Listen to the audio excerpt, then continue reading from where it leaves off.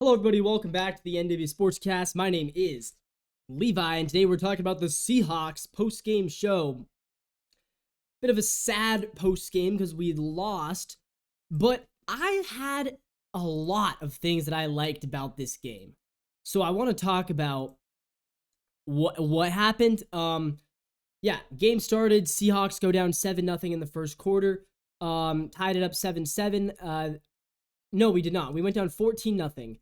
And this is where the first big mistake of the game came in, which was the DK Metcalf fumble, right? We had the ball about midfield. DK Metcalf tried to stretch it out for the first down, just didn't see the guy behind him, got punched out, fumble. And look, I commend DK for putting in the work and really trying to stretch it out and earn every single yard. But there's something called awareness and there's something called ball control, right? And I saw the excuse for him was, well, he didn't see the guy behind him. I agree, but you have to be aware that that could happen, and you have to secure the football. And DK didn't do that, so that was a DK thing. Either way, though, Seahawks ended up scoring 14-7. Kenneth Walker running it in for his first of what would be 3 touchdowns on the night, and then the Lions made it 21-7 before the half. So Lions led by 14 at halftime, but Seahawks were going to start with the ball, and it never felt like the Seahawks were out of that game. In the third quarter, Seahawks scored early. Geno Smith, he found A.J. Barner, former Michigan tight end, our second stringer. A.J. Barner with his first NFL touchdown reception. That made it a 21-14 game, so Seattle was still in it, but then the Lions, they came back and grabbed another touchdown. Jahmyr Gibbs scored his second after David Montgomery already had one, so then it was 28-14. Seahawks needed to score again, and again, they did. It was Kenneth Walker again, who at one point in this game, he had 2 touchdowns on like 30 yards. It was crazy. They weren't running the ball a whole lot with him early in the game. Seattle then decided to go for 2. They went for the analytics play. Now, personally, I wouldn't have done it there. I would wait, right? I understand the analytics says when you're down by 14, you should go for 2.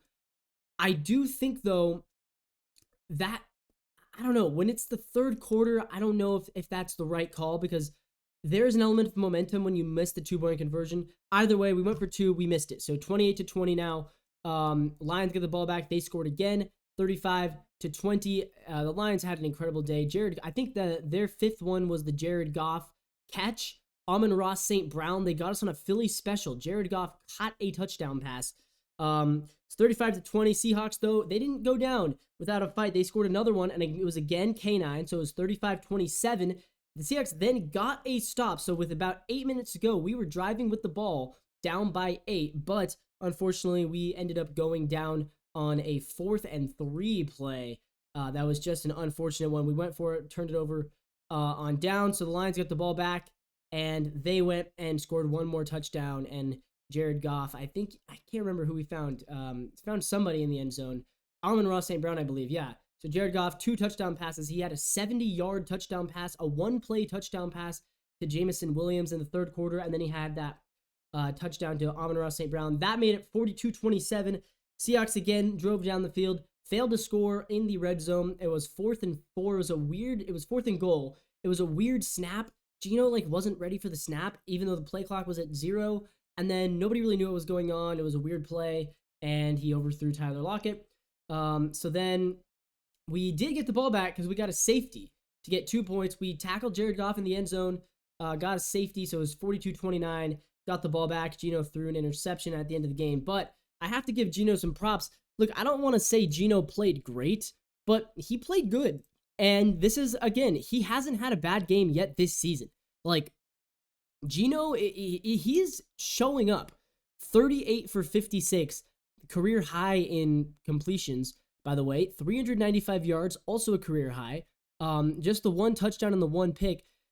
Look, he has 4 touchdowns this season and 4 interceptions. That's not great, but we're 3-1. He's putting up good stats. I think he's playing better than the touchdown to interception numbers indicate. And I do think that Geno is proving that he is still a good quarterback. Tonight's game looked like a battle between 2 of the best quarterbacks in the NFC.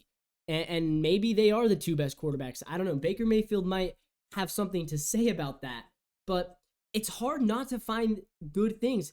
in this game. I mean, I think if the Seahawks are fully healthy, understand there's never going to be a team that is fully healthy. But we were missing half our starting defense. We were missing Boye Bonfe, Uchenna Nwosu, Leonard Williams, Byron Murphy, Julian Love exited the game. I mean, we were missing a ton of guys. And we held our own, and I understand the defense didn't play great, but this is a good Lions team. This is a Lions team that I think is going to be well in the playoffs, probably making another deep run. I mean, remember, the Lions were a Final Four team last year. They were the fourth best team in football last year. I mean, that's not an easy opponent. And they're going to be good again this year, and I think so are we. I predicted us to go 5-12 early in the season. I don't think this is a 5-12 team anymore. I think this is a team that can certainly win 8 or 9 games, and there's a potential to win 10 or 11. And it really depends. I think it's really going to depend on the division games, because I think the non-division games you can kind of tell. You kind of know who's going to be tough and who's going to be easy, right? Like Buffalo probably going to beat us. Minnesota's going to be tough. The Jets, we will probably beat the Jets, probably beat the Falcons. Well, the Falcons maybe is a toss-up, but you can kind of tell we should beat the Bears, probably maybe lose to the Packers because they look pretty good. But you kind of can tell we will beat the Giants, right? So you can kind of mark about maybe 4 more wins in the non-division schedule, right? Jets, Bears, Giants, and then either the Falcons or the Packers. That's right there. I mean, that's 4 more wins. So, okay, where does that put you? It puts you in a position where now you're at 3 now, you get 4 more, you're up to 7 wins. The difference, that leaves you with 6 divisional games. And so if you do what you did last year and you get beat twice by the Rams and Niners, then you're not going to make the playoffs. But this might not be a team that's going to get beat by the Rams and Niners. We look like we can hold our own with the Rams and Niners. And I understand it's early, and I understand that last year we said the same thing. We said, oh yeah, we can beat the Rams and Niners, and then we went 0-4 against the Rams and Niners. And again, win one of those 4 games last year, you're a playoff team.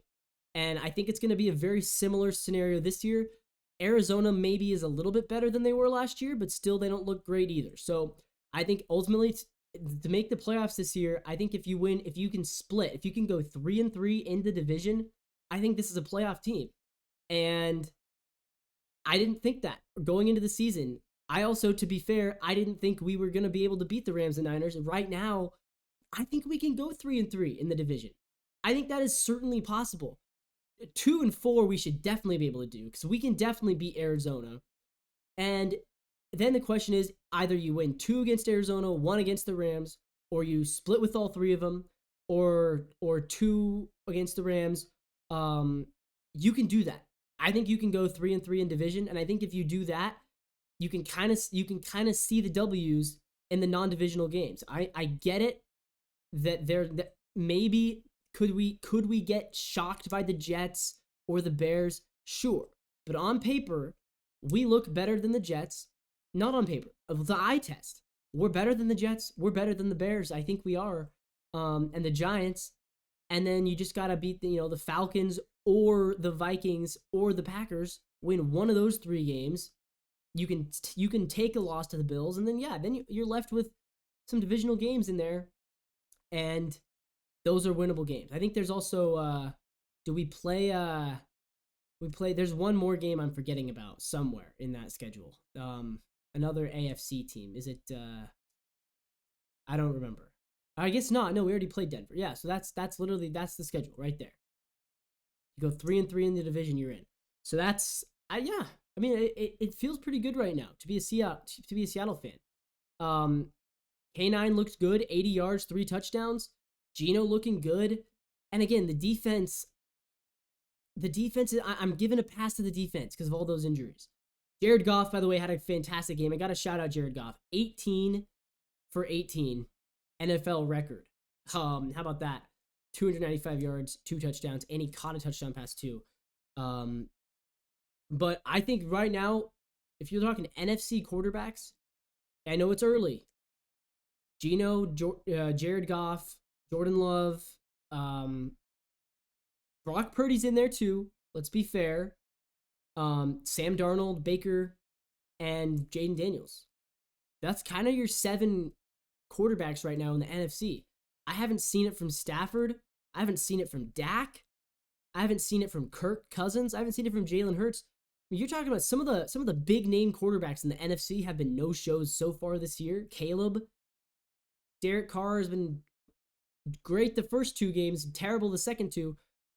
So it's been a weird year, but right now Geno, he's up there among the top of the NFC. And I saw he fought hard tonight. So you're usually I'm a pretty big Geno critic, but I'm giving him flowers right now. So far, he has not given me a bad game yet this year. So congrats on Geno and congrats to the Lions. A thrilling win. A lot of big plays. This is a good game. Monday Night Football. Love to see it. And let's go Seahawks, man. Let's go.